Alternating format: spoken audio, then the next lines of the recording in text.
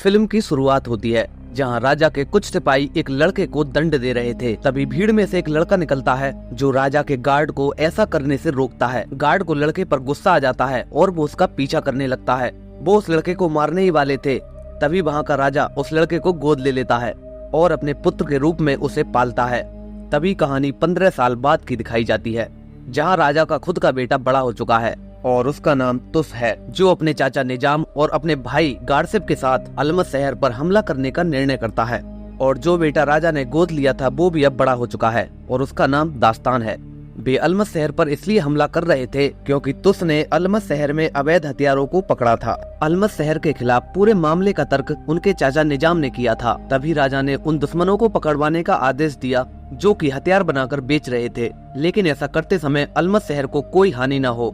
लेकिन निजाम ने अलमस शहर पर हमला करने को कहा, लेकिन राजा ये सब नहीं चाहता था। अपने चाचा की बात से सहमत होकर तो उसने अलमस शहर पर हमला करने का आदेश दे दिया, जहां उनका भाई गार्ड से मुख्य द्वार पर हमला करता है। दूसरी तरफ दास्तान शहर की दूसरी ओर से शहर में घुस जाते हैं और उसके शहर के लोगों को बिना कोई नुकसान पहुंचाए आगे बढ़ता रहता है। कुछ देर लड़ाई करने के बाद दास्तान उस गेट के पूर्वी द्वार पर पहुंच जाता है और उसे खोलने में सफल हो जाता है।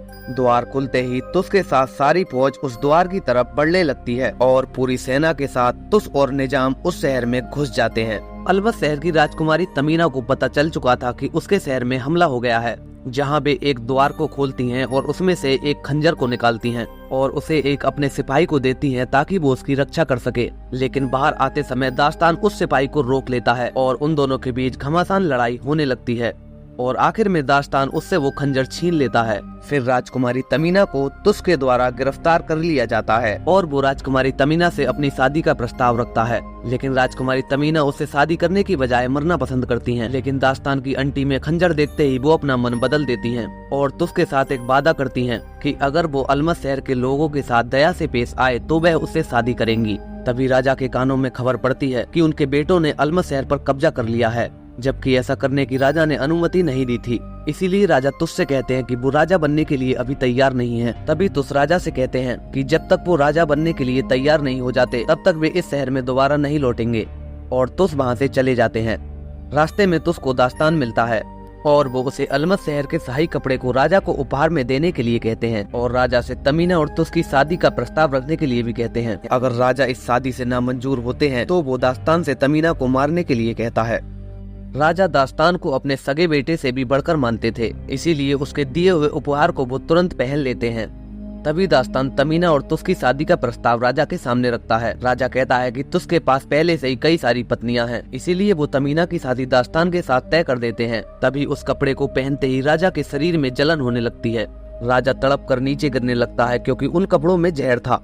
तभी दास्तान को दोषी ठहराया जाता है कि दास्तान ने राजा को मारने की कोशिश की है। दास्तान का पालन करने वाले चाचा निजाम उसे पकड़ने का आदेश देते हैं, जहां दास्तान को उन लोगों से भागना पड़ता है और तमीना दास्तान की भागने में मदद करती है, जहां वे दोनों एक घोड़े पर सवार होकर वहां से भागने में सफल हो जाते हैं।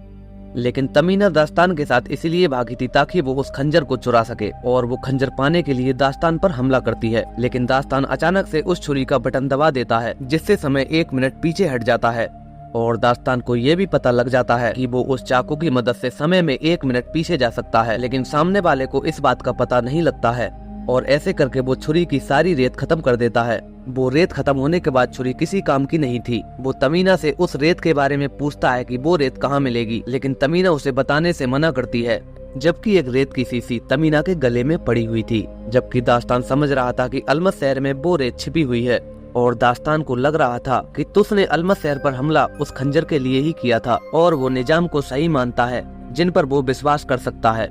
वो निजाम से मिलने के लिए राजा के अंतिम संस्कार में जाने का निर्णय लेता है।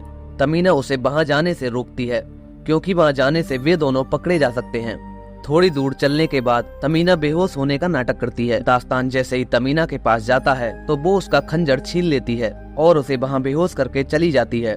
तभी दास्तान कुछ व्यापारियों द्वारा पकड़ा जाता है, जहां वे दास्तान को मारने ही वाले थे। तभी दास्तान उनसे एक सौदा करता है और आगे चलकर वो अपनी जान के बदले तमीना को उनके हवाले कर देता है। वे व्यापारी तमीना और दास्तान दोनों को अपने साथ ले आते हैं, जहां दास्तान तमीना से वो रेत की शीशी ले लेता है और उस खंजर में उस रेत को डाल देता है। अगले सीन में व्यापारी दास्तान से कहता है कि हमने तुम्हें राजा को सौंपने के लिए पकड़ा है, क्योंकि तुम्हारे ऊपर बहुत बड़ा इनाम है।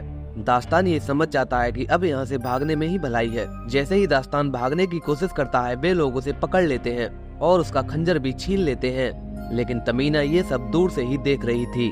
गलत हाथों में खंजर जाते ही तमीना दास्तान की मदद के लिए दौड़ती है और वहाँ के सारे शतुरमुर्गों को खोल देती है, जिससे वहाँ बहुत सारी भीड़ हो जाती है और तमीना खंजर लेकर भागने में कामयाब हो जाती है।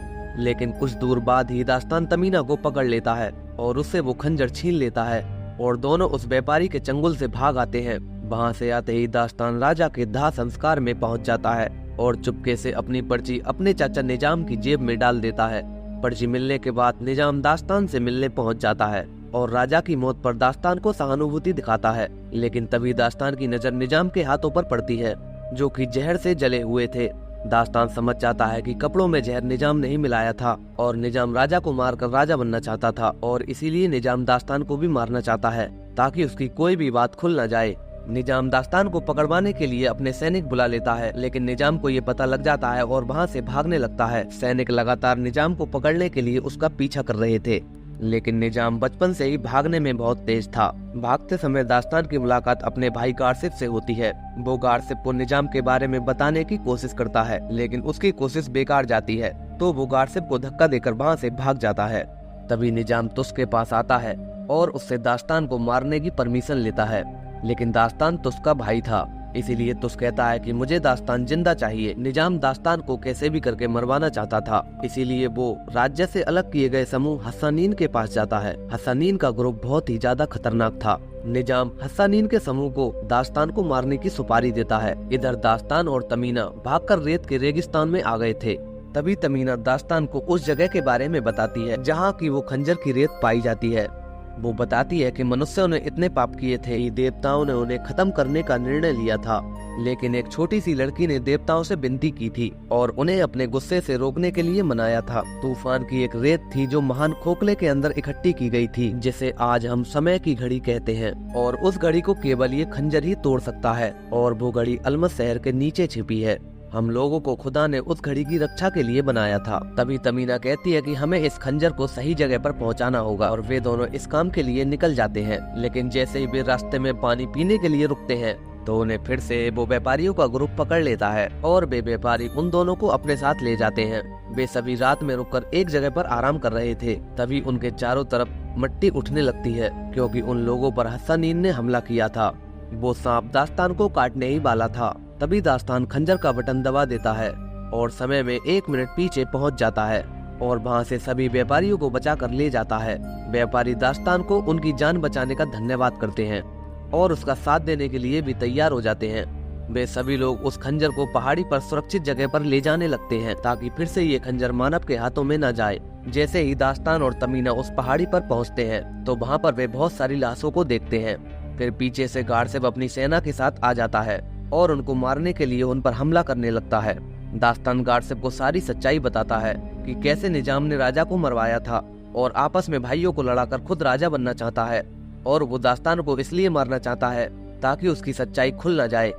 गारसिफ के बात समझ में आ जाती है, लेकिन तभी वहाँ पर हस्सानीन आ जाते हैं और चाकू से गारसिफ को मार देते हैं। इधर व्यापारी हस्सानीन को लड़ाई में उलझाए रखते हैं, जहाँ दास्तान और तमीना खंजर को लेकर पहाड़ी में पहुंच जाते हैं।